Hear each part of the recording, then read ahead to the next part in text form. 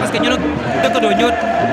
ay doom day rek waa ak doom baay kon sama doom baay ñu ngi Deukeundo xam nga comprendre kon jaam ak saa rek moom mooy faram wala quoi wala xam ça le problème kon la dem jaam ak saa lay ñaan yàlla ñun ñëpp ñoo fa jaam lay ñaan leen ñëpp ñëpp mais que ko ko lan quoi ñëpp jaam ak saa wala rek mooy mo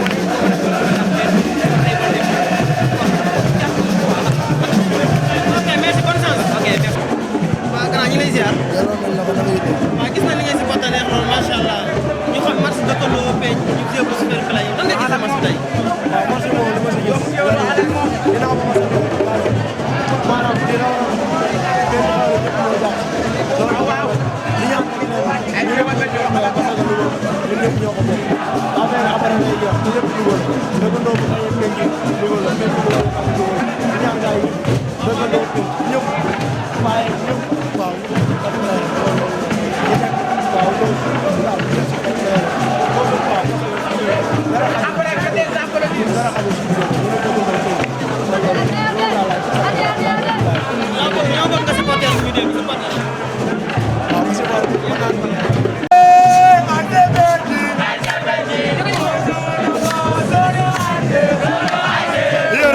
I don't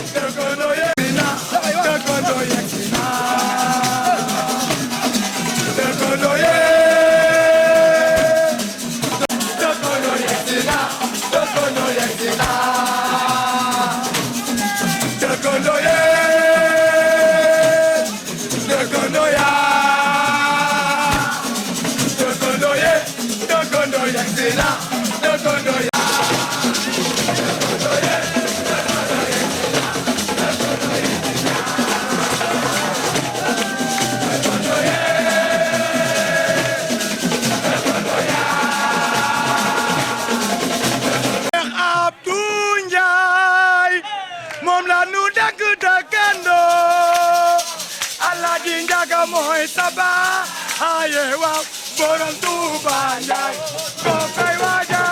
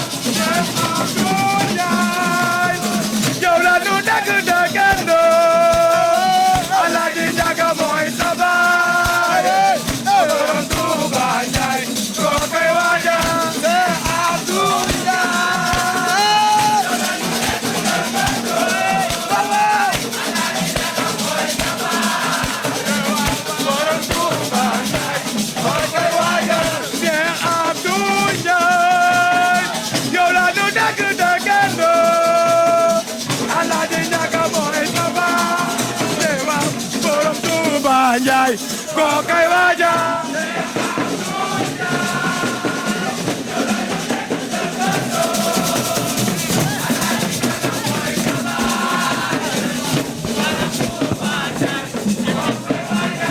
gis na ni nga sonal si Deukeundo